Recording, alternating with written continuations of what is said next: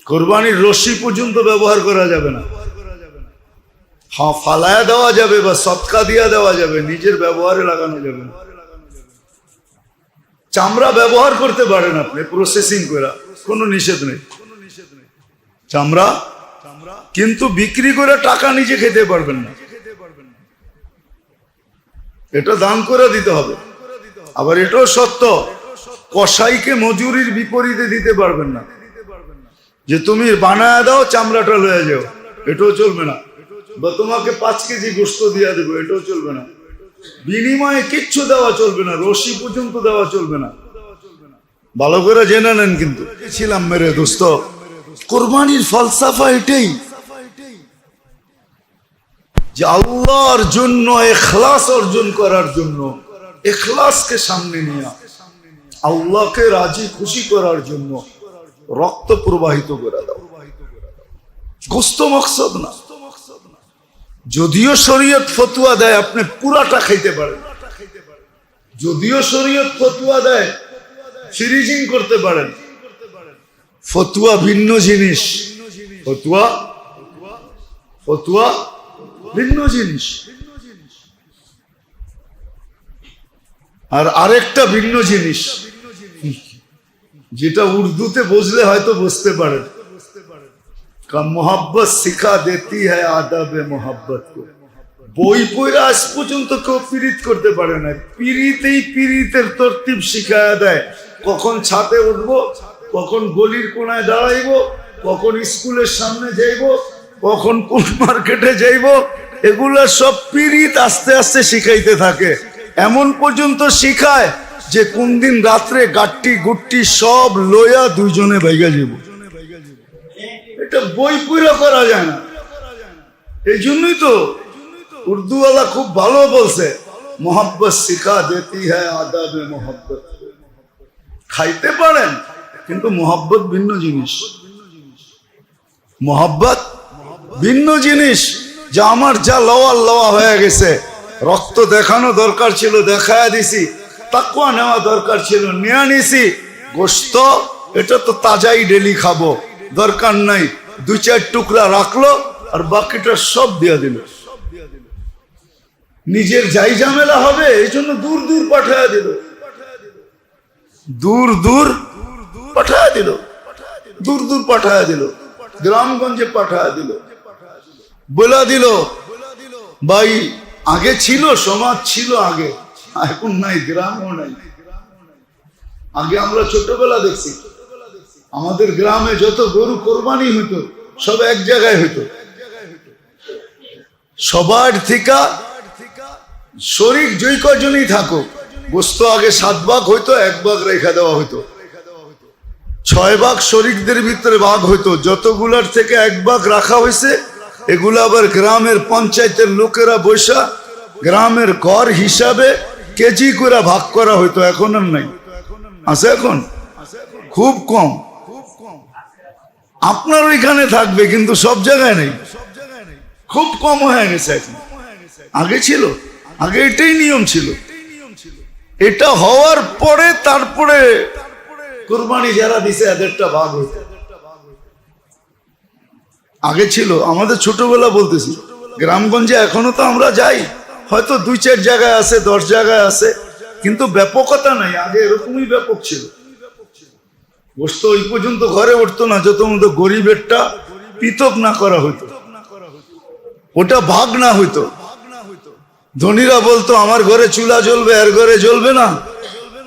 যদি এরকমই আগেরটার মতো থাকতো তাইলে মিডিয়া এত লেখালেখি আসতো না, ফেসবুকে এত ছবি ছাড়াছাড়ি আসতো না, যে গোশতের জন্য দাঁড়ায় রয়েছে, মা বৈশা রয়েছে, মহল্লার কেউ গোশত দেয় নাই, ছেলেদেরকে নিয়ে বৈশা কাঁদতেছে, এই ছবি কোনোদিন আসতো না।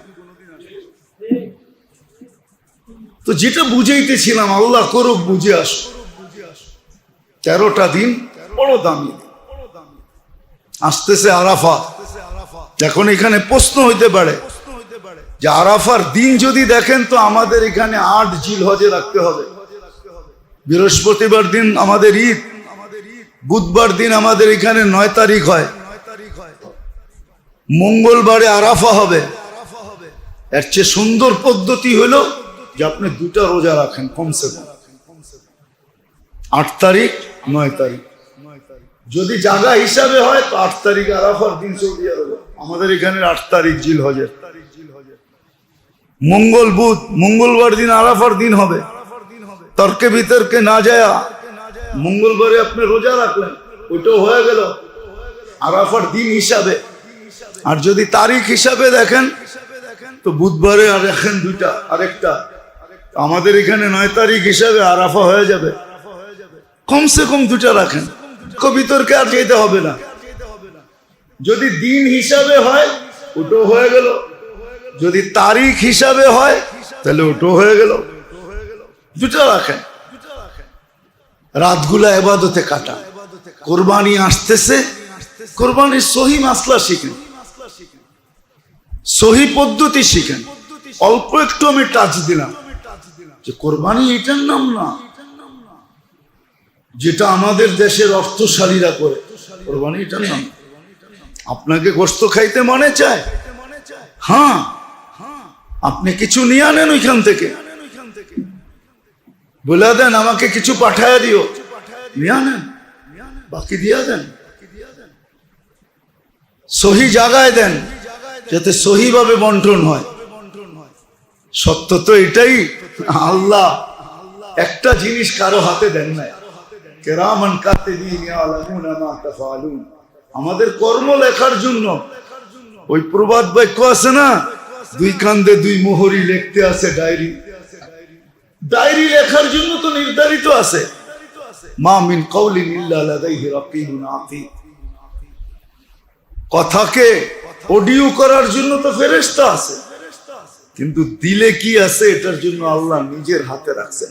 ইয়া আলামু খাইনাতাল আয়ুন ওয়া মা তুখফিস সুদূর, তারপরে ঘোষণা দিয়েছে ইয়ানজুরু ইলা কুলুবিকুম লা ইয়ানজুরু ইলা সুয়ারিকুম ওয়ালা আজসামিকুম, তোমাদের রূপরেখা শরীর গঠন আল্লাহ দেখেন না, আল্লাহ তো দিল দেখেন। দিলের ভিতরে যদি আপনার থাকে আমি তো তাকওয়ার জন্য করতেছি, আল্লাহ সম্পদ দিছে, আমার রক্ত আল্লাহর সামনে প্রবাহিত করা দরকার ছিল, আল্লাহ তার বিনিময়ে পশুর রক্ত নিতেছেন, তা আমি আল্লাহর সামনে খুন বাহাইতেছি, আর আমার তাকওয়া অর্জন করার দরকার, এটাই আমার উদ্দেশ্য, বস্তু আমার উদ্দেশ্য না। তাইলেই দেখবেন কুরবানি দ্বারা, 3 জনের কুরবানি দ্বারা যেটা প্রতিফলিত হয়েছে, আমার কুরবানি দ্বারাও এরকম প্রতিফলিত হবে, আমার পিছে হবে। 3 জনের কোরবানি দ্বারা যেই কোরবানি আমরা পাইছি, আমার কোরবানি দ্বারাও এরকম আমার জেনারেশন পাবে, পিছনে প্রতিফলিত হবে, আগেও হবে, আমি যাইও পাবো, আমার পিছের জেনারেশন এরকম কোরবানির উপরে উঠবে, এদের অবস্থা এরকমই হবে। আর যদি তা না হয় তাহলে আমিও যেইভাবে গেছি আমার পিছনেও এইভাবেই চলবে, কিয়ামতের দিন দেখা যাবে। আবার একটা কথা এটা যে কোরবানি দিতে বলছে এই জন্য কোন রকম একটা দিলেই হইল, কোন রকম একটা দিলেই হইল না, এটাও ভালোবাসার পরিচয় না।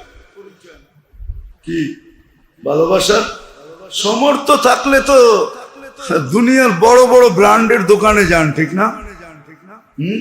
না যান না? আর যায় কি বলে তোমার পছন্দের ব্যাপার, টাকার ব্যাপার না। কার্ড কিন্তু 10 ব্যাংকের নিয়ে আসে, কার্ড আছে না, কার্ড চিনেন? কি কার্ড? সবার কাছে কয়েক ব্যাংকের কার্ড আছে, ঠিক না? যত ব্যাংকে অ্যাকাউন্ট সব ব্যাংকের কার্ড আছে। তোমার পছন্দ বইলা ব্যাপার, টাকার ব্যাপার না। জ্যাবেটটা সেট হইলে কার্ড পাঞ্চ করে দিন। দুনিয়ার জন্য যদি এটা বলতে পারেন তাহলে আল্লাহর জন্য এটা বলেন না কেন? এই জন্যই তো আল্লাহ রসুল বলছে জানোয়ার ওরকম হওয়া চাই, মোটা তাজা ওরকম হওয়া চাই। কেন? কিয়ামতের দিন 70 গুণ ওজন বাড়ায়া আপনাকে ফেরত দিবে। পাল্লায় 70 গুণ ওজন বাড়াবে। কতটুকু? এইবার চিন্তা করেন, হাড্ডিওয়ালা কিনবেন না গোস্তওয়ালা কিনবেন? হাড্ডিওয়ালা বোঝেন? হাড্ডিওয়ালা কিনবেন না গোস্তওয়ালা কিনবেন?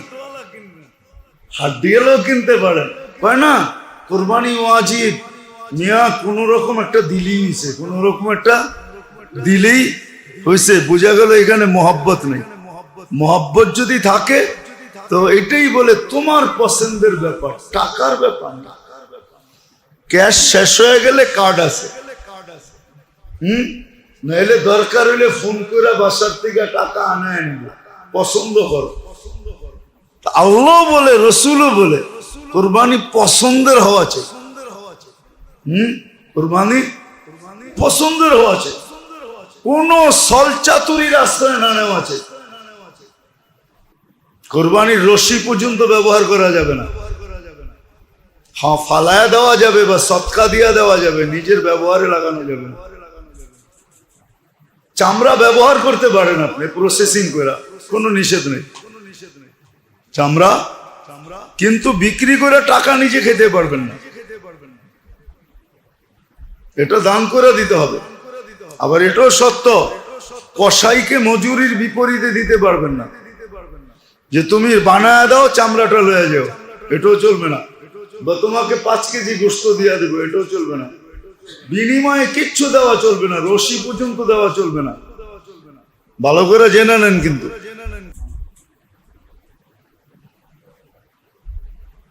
কোরবানির চামড়া আপনি ইচ্ছা করলে ব্যবহার করতে পারেন, প্রসেসিং করেন, ব্যবহার করেন। অনেক দেশে করে ব্যবহার, আমরা তো জানি না, এই জন্য প্রসেসিং করতে পারি না, ব্যবহার করতে পারি না। আপনি ব্যবহার করতে পারেন, আর চামড়ার জিনিস ব্যবহার করা অনেক ভালো, শরীরের জন্য ভালো, স্বাস্থ্যের জন্য ভালো। এটা তো আবার অন্যদিকে চলে যাবে, এই জন্য তো আমরা রোগে আক্রান্ত। কেন আমরা বাবু, সবাই বাবু ঠিক গেছি। গ্রামও বাবু, শহরও বাবু। বাবু বোঝেন? হ্যাঁ, গড়েও স্যান্ডেল পায়ে দিয়ে হাঁটে, অথচ নিজে মাটির থেকে তৈরি। কোনো আর্থিং এর যোগাযোগ আমাদের যুগের পর যুগ আমাদের শরীরের সাথে নেই। আর্থিং চিনেন? আমাদের শরীরটা মাটির থেকে তৈরি, এটার আর্থিং এর প্রয়োজন ছিল, কোনো আর্থিং নেই। এটা আবার আলাদা, কোনোদিন মনে হইলে বলবো না।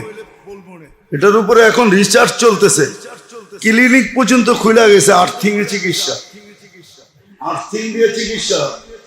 আমাদের আর্থিং নেই, শরীরে আর্থিং পায় না। আগের যুগের মানুষ স্যান্ডেল পায়ে দিত না, হ্যাঁ, বিয়ে শাদিতে গেলে পায়ে দিতেন, বাকি সারাদিন খালি পায়ে হাঁটতেন।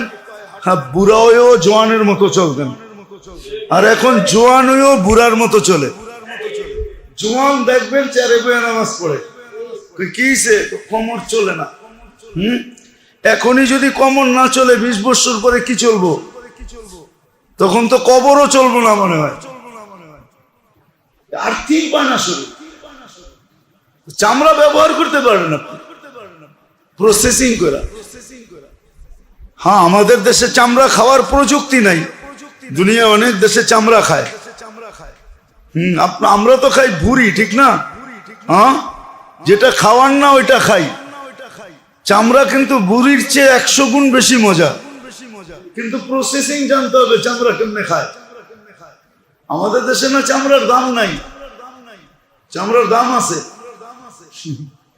$200-300 এক একটা চামড়া বিক্রি হয়। যেই দেশে চামড়া খায় ওরা প্রসেসিং করে।